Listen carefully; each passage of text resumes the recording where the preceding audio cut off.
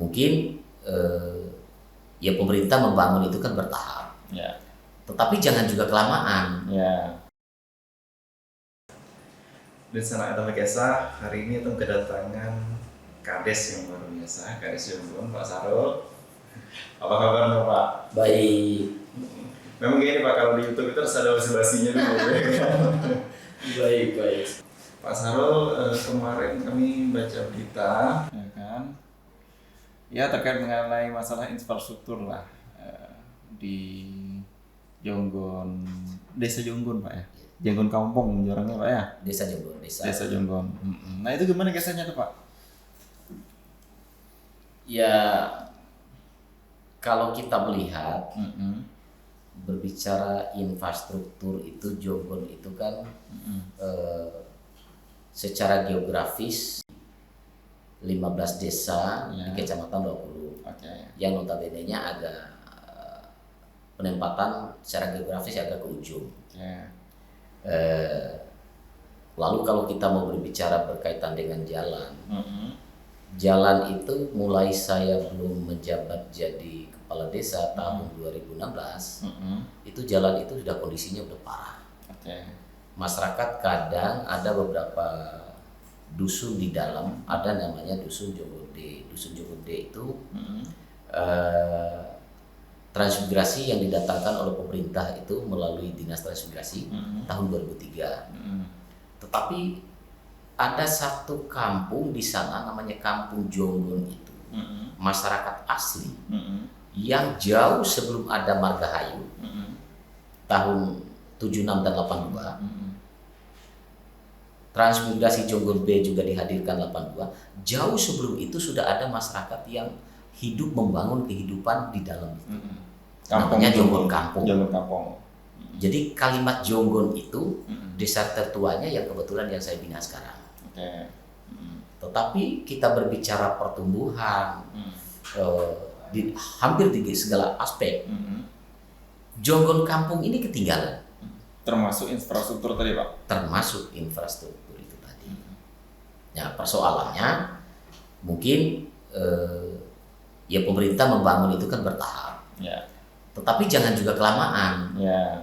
Kan itu ada prospek, ada langkah prioritas, dan kita lihat juga masyarakat kita itu kan hampir setiap kontestasi pemilu dia tidak pernah ketinggalan. Bahkan kalau desa lain itu memberikan tingkat kehadiran, keseriusannya, ada yang mencapai angka 60. Kita rata-rata di atas 70%. Partisipasi pemilunya. Artinya antusias masyarakat ini kan tinggi. Nah, hanya saja kemana kiblatnya pemerintah juga di situ masyarakat. Ya.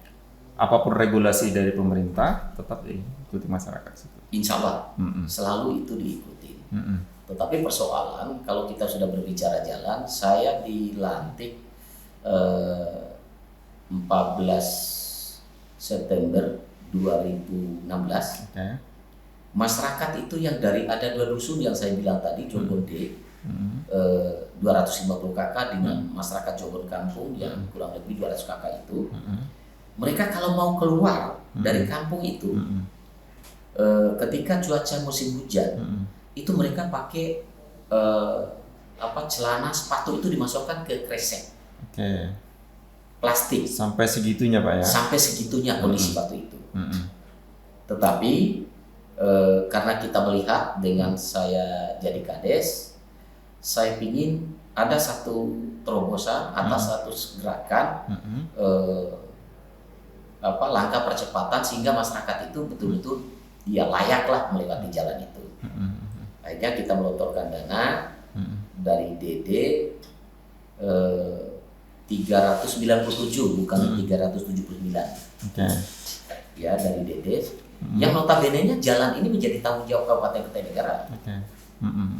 Sebenarnya kalau kita mau berbicara perawatan pun perawatan itu dilakukan oleh pemerintah kabupaten, PMK, bukan desa. Tetapi faktanya selama ini ya tidak mungkin kita menunggu pemerintah Kukar melakukan perbaikan, melakukan tahapan pembangunannya. Sementara masyarakat ini kan hari-hari Ya. lewat. Kebutuhan mendesak masyarakat. Kebutuhan masyarakat itu mendesak. Bayangkan saja Pak Fauzi yang ada di sana itu,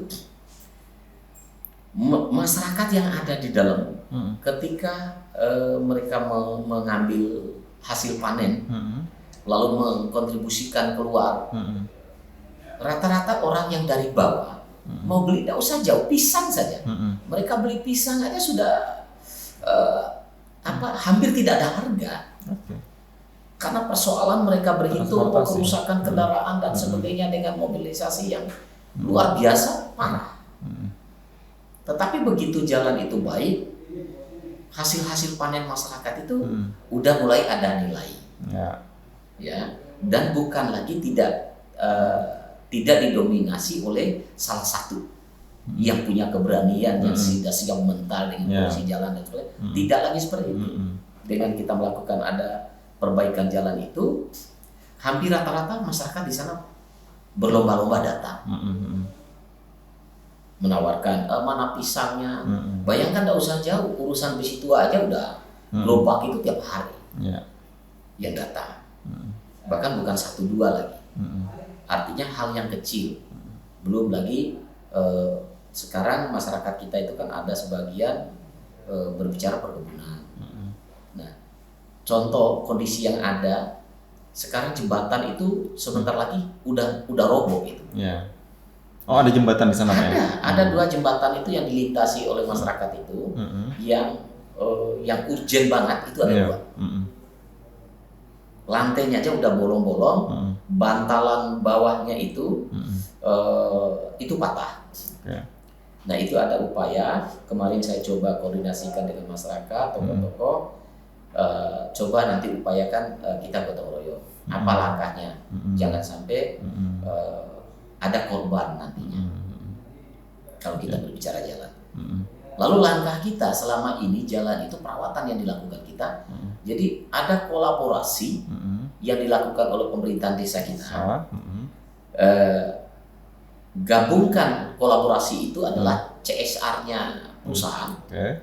Perusahaan IHM itu atau hutan produksi. Nah, mereka punya gunung batu. Gunung batu itu batunya boleh diambil, tapi mobilisasinya mereka tidak punya. Nah, mau nggak mau, suka tidak suka, desa hadir di situ. Bagaimana mengalokasikan anggaran khusus untuk mobilisasinya. Satu retasi dengan muat 5 kubik itu Rp600.000. Salah satu contoh baru-baru ini, kita kegiatan itu kita angkut 71 retasi. Kan sudah di atas 36 juta. 35 juta di atas ya, 36 lah kalau salah. Artinya dengan angka itu duit siapa?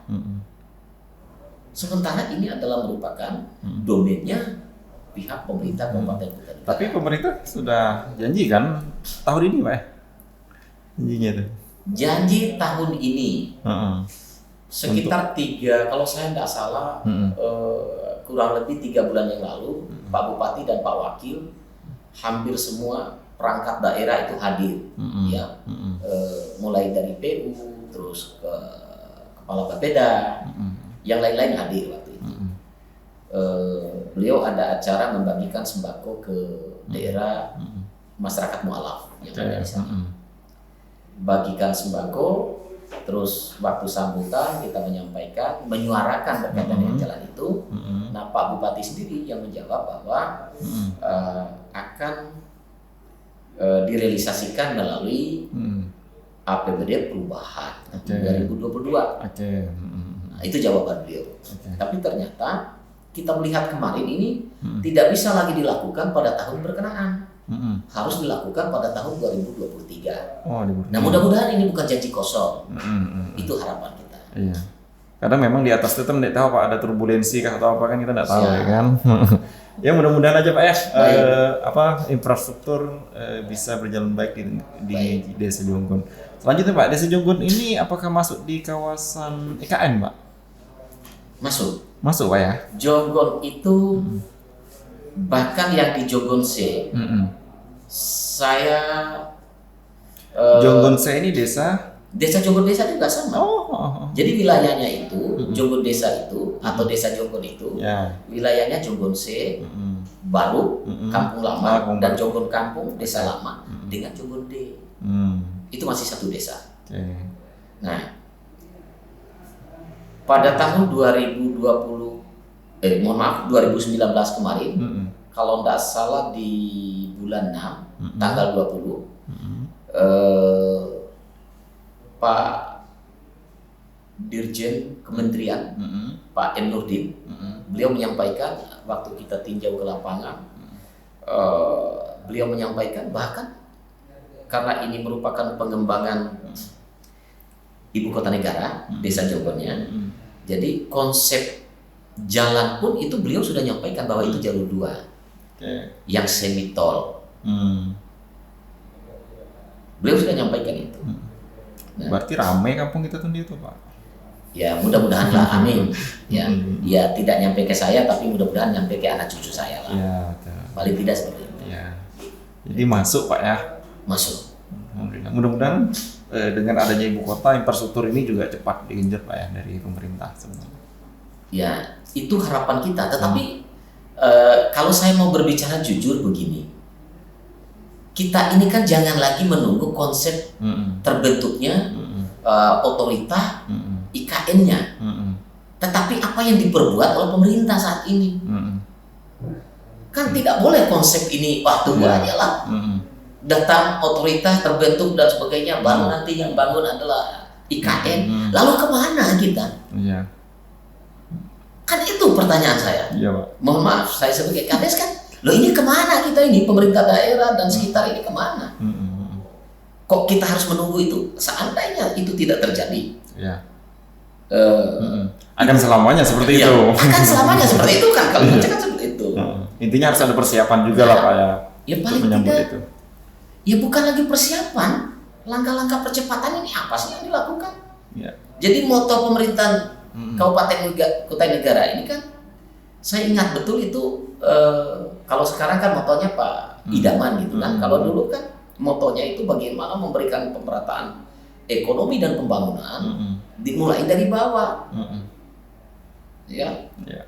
Artinya kan kalau sudah berbicara mulai dari bawah, ya jangan tengok di sekitar wilayah perkotaan saja. Tengoklah itu kan tidak jauh banget Jonggon. Bagaimana yang jauh banget dari Jonggon? Ya kan itu persoalannya. Berarti harusnya ada keseriusan pemerintah. Jangan lagi memang di satu sisi COVID, kendala COVID dan sebagainya, anggaran kita juga susul. Tetapi COVID ini kan mulai membaik. Harus ada percepatan, langkah-langkah percepatan. Mungkin melalui menggiring pihak ketiga dan sebagainya. Kita giring pihak ketiga aja susah. Saya ada Pak Ahmad Fauzi waktu itu, mohon izin selaku pimpinan dari media. Waktu itu tahun 2019, saya coba menghadirkan keterlibatan pemerintahan tingkat 2. Surat itu saya minta jalan itu karena terlalu terkikis dengan air, jadi berapapun batu yang kita masukkan di situ habis. Ketika tingkat cuaca hujan ini tinggi, jadi terlalu tergerus. Nah, saya hadirkan konsultan, digandeng oleh desa, dibiayai oleh desa, memohon untuk dihitungkan secara real. Jalan itu kita pingin ada turap beton untuk menahan daya genjotnya gerusnya air sungai itu ketika meluap ke jalan. Waktu itu, nah kita coba itu. Ternyata karena kita agak kesulitan menghadiri pihak ketiga secara maksimal, bukan berarti tidak berbuat. Nah, libatkanlah, minta sampai ke Pak, waktu itu Pak Edi lagi PJ, PLH. Nah, kita minta disposisi beliau sampai kepada keluar surat sekretaris daerah.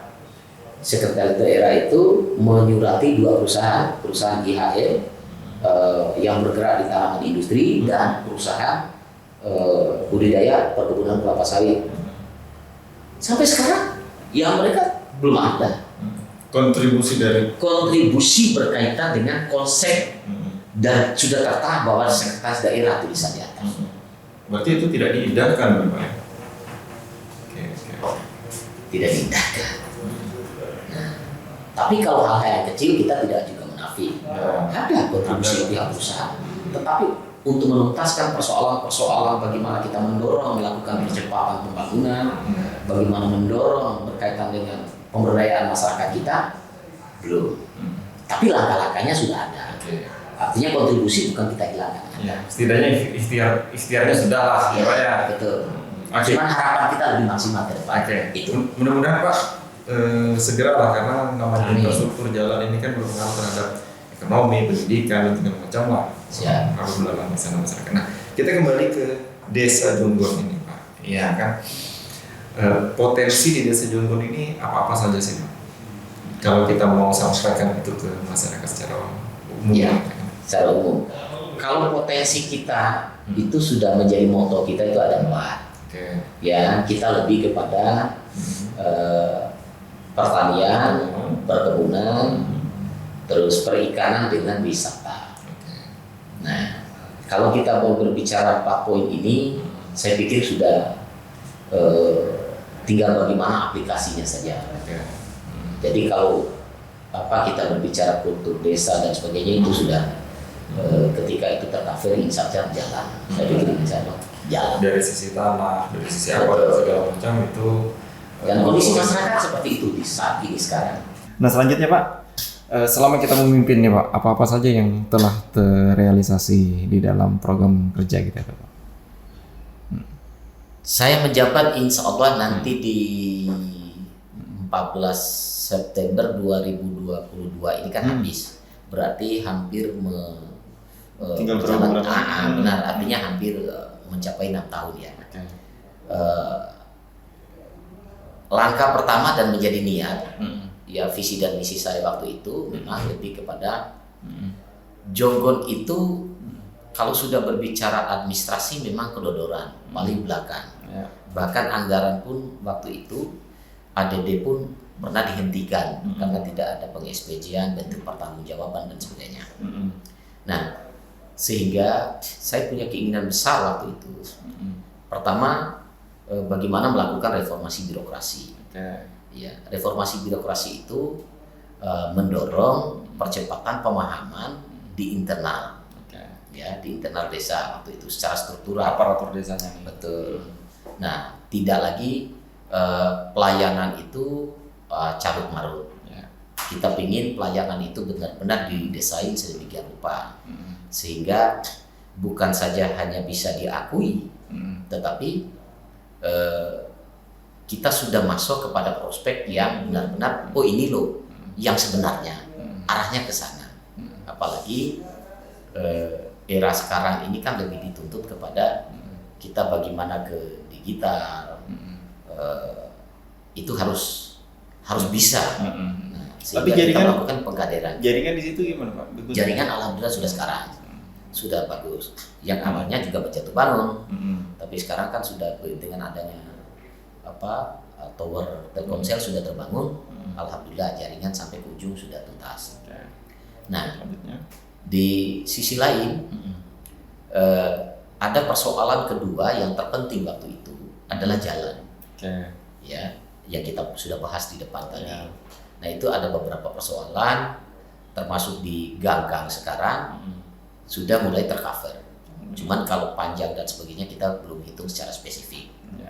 Nah, yang tadinya jalan batu pengerasan kita sekarang sudah sterilisasi. Baik alokasi dana DD maupun ADD ya. Dan termasuk aspirasi kawan-kawan DPR. Oh, ada masuk juga Pak. Masuk.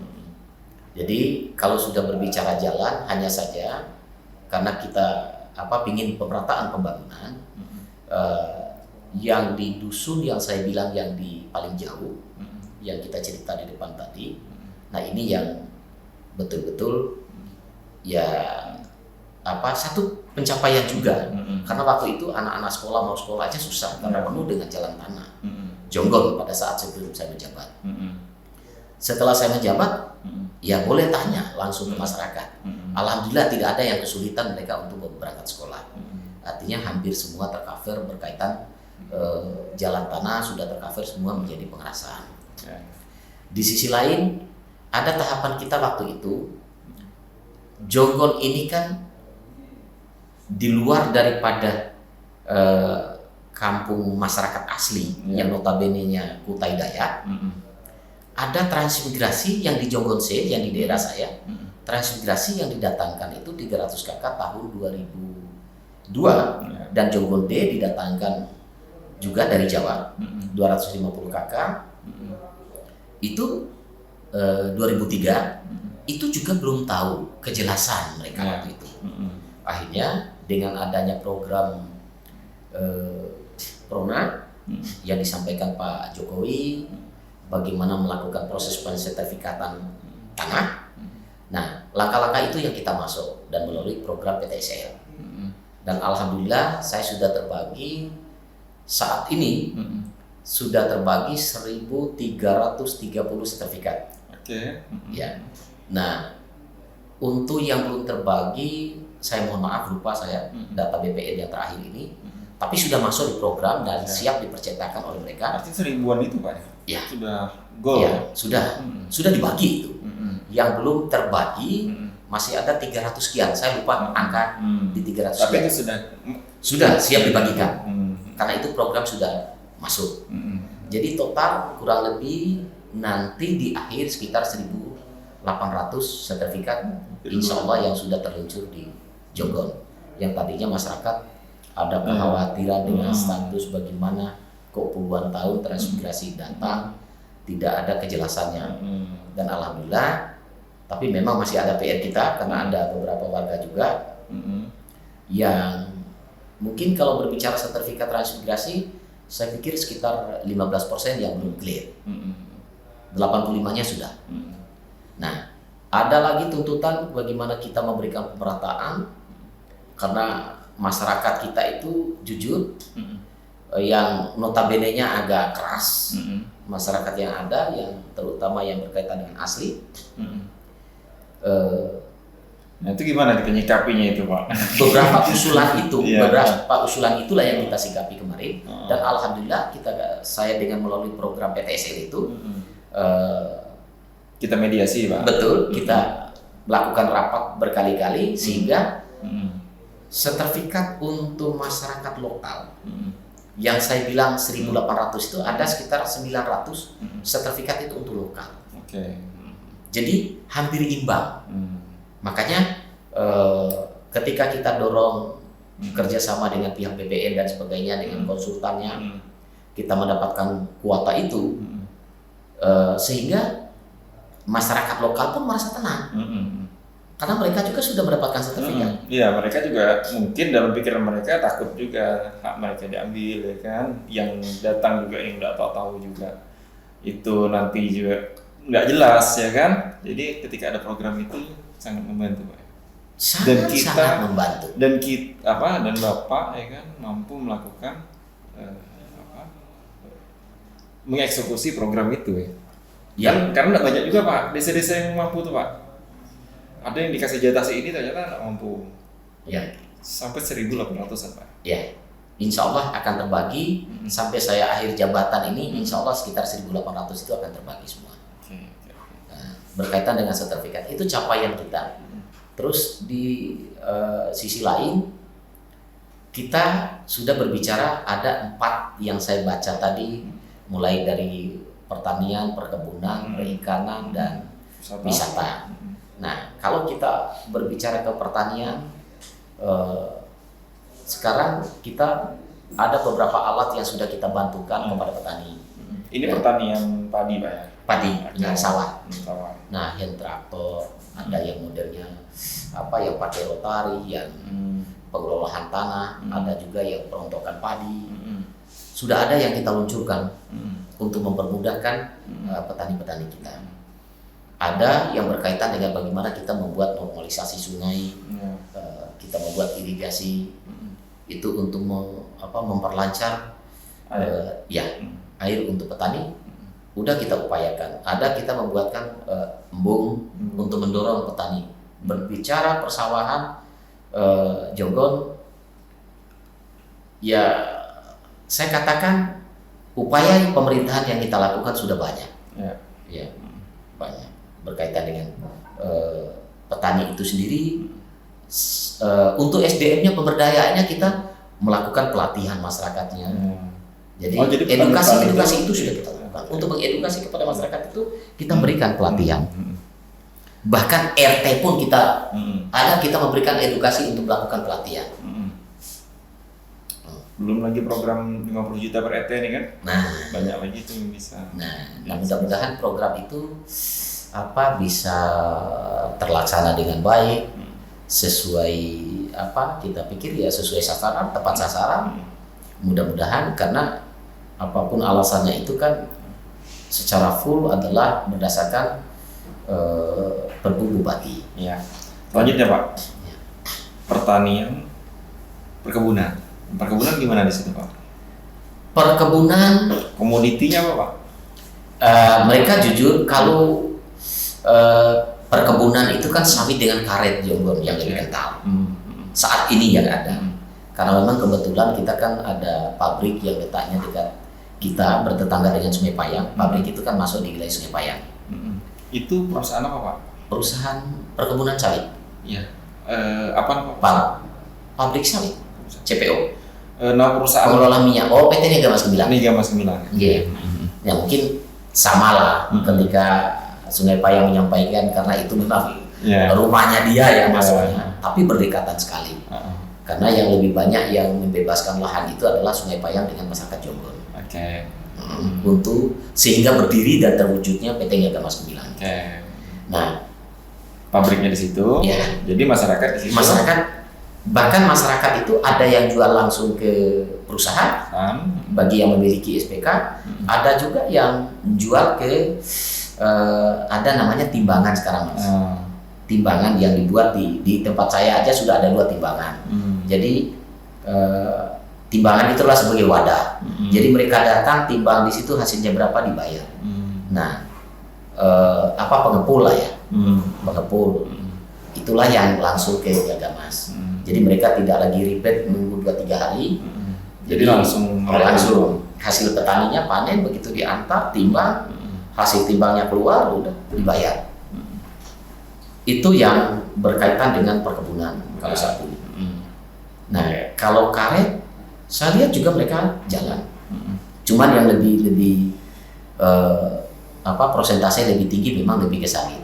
Kalau yang benar-benar yang sudah tanam 2-3 hektar yang memiliki sawit pribadi, kita pikir tidak sulit lagi.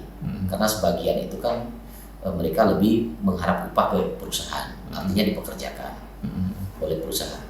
Jadi dengan hadirnya perusahaan sawit ini sangat mendukung dan mendorong pertumbuhan ekonomi masyarakat kita. Terus selanjutnya Pak, pertanian, perkebunan, wisata ya Pak? Ya. Nah, kalau wisata tadi masih tahap Pak ya? Masih tahap. Ya. Terus kalau masyarakat di situ Pak, mayoritas mereka apa? Apakah kerja perusahaan atau gimana? Kan biasanya kalau banyak perusahaan kan kerja perusahaan. Ya. Di situ gimana? Cuman kalau persentase secara spesifik, ya mohon maaf saya tidak punya data. Ya. Tapi kalau gambaran secara garis besar saja, masyarakat itu bisa dikategorikan dibagi 3. Yang bekerja di perusahaan lebih banyak, tetapi yang memiliki kebun sendiri, mereka tidak mau bekerja dengan perusahaan.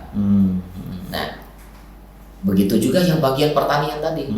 Jadi kalau kita mau prosentasikan, ya memang lebih banyak yang berkebun dan yang bertani ketimbang yang bekerja di perusahaan. Karena yang bekerja di perusahaan itu terutama yang punya tenaga masih fit, yang masih muda-muda. Kalau yang setengah bayar ke atas jarang. Mereka lebih serius mengurus perkebunan sendiri, mengurus sawahnya sendiri, pertanian sendiri. Artinya kan kalau masyarakat ini kan Pak, tergantung passionnya lah ya kan. Dia hobinya di mana, lebih sukanya di mana kan. Oke, selanjutnya Pak, terkait mengenai masalah, kan tadi sempat disinggung tuh ada IHM di situ Pak ya. Siap. Sekali ada juga Niaga Mas. Ya. Nah itu sejauh ini gimana kontribusinya untuk Desa Jonggol ini Pak? IHM itu perusahaan yang bergerak di tanaman industri. Oke. Ya, yang ditanam itu akasia, kaliptus, dan gamalina. Dan izinnya adalah Kementerian Pusat. Ya. Adapun berkaitan dengan kontribusi CSR-nya mereka jalan. Cuman jujur program ini kan ada beberapa yang didorong oleh mereka. Tapi saya pikir persoalan sekarang ini bukan jalan disentuh atau tidak. Tetapi bagaimana kita mendorong melakukan percepatan itu kan yang paling penting sebenarnya. Nah, hal-hal itu yang belum dilakukan. Ya, salah satu contoh tadi, mungkin kalau tidak dibantu IHM juga berkaitan dengan batunya, salah satu contoh jalan yang menjadi tanggung jawab Pemkab tadi, apa jadinya? Sementara kita gelontorkan anggaran desa, itu bukan menjadi domain desa, itu menjadi full domainnya Pemkab. Pemkab. Dilematis posisi kita. Tapi alhamdulillah IHM mau menghibahkan lah ibaratnya tanahnya itu tadi Pak ya, betulnya tadi. Oke. Ya, jadi IHM, perusahaan IHM itu sendiri ya kontribusinya ya jalan sih, kita pikir jalan. Tetapi sekali lagi untuk mencetuskan sesuatu yang betul-betul satu gebrakan yang dilihat itu apa ya, mungkin konsep kemitraan yang lebih luas gitu kan, itu belum. Jonggon ke depan itu mau bagaimana dalam perspektif kita, Pak?